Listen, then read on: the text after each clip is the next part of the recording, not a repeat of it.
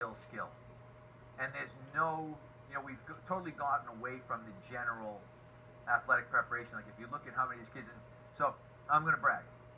I said, my daughter, who I said is a really, really good athlete, made her, I said, 2 years ago, I said, she's either going to be a failed long-term athletic development experiment, or she's going to get a full college scholarship.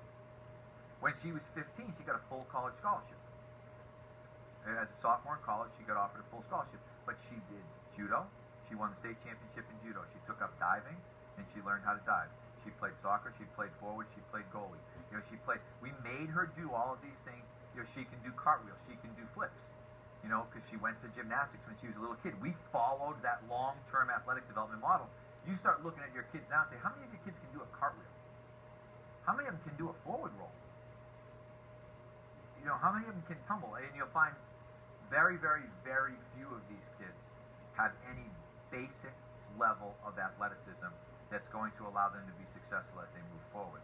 And as a result, they're going to hit a wall somewhere along the way. And it's going to be, like I said, your basketball kids, your volleyball kids, you start realizing, just the basic stuff. See how many kids, it's amazing how many, this one, CFSC, what's the hardest thing? Lateral skip, right? I mean, we have people literally, the reason we went to the practical, the reason we developed certification the way that we did, was from being at the Perform Better Summer. It's amazing. You got, the speed development thing, and all of a sudden here's a guy like going, and you're like, seriously? I mean, did you have a brain injury? Like, because you've got some serious neurological damage in the fact that you don't even understand how your body moves. Then you try to get that guy and say, okay, now I'm going to skip laterally. No chance he's going to skip laterally. They lack, a lot of our kids lack basic athleticism. So I think that's, they've got to stretch. I just think so much of it is, we think as adults that focusing on that one skill and repeating it over and over again is what's going to make a kid good. It's what makes us good. It's not what makes a kid good. What makes a kid good, and you'll see it all the time. Best athlete I ever coached ever, Carl Crawford. Right? But if you're a Red Sox fan, you may not have the highest opinion of Carl Crawford. I will still say best athlete I've ever coached. Full scholarship to UCLA to play basketball. Full scholarship to Nebraska to play football as a quarterback. Signed for $1 million with the Tampa Bay Rays to play baseball. Carl Crawford can tumble.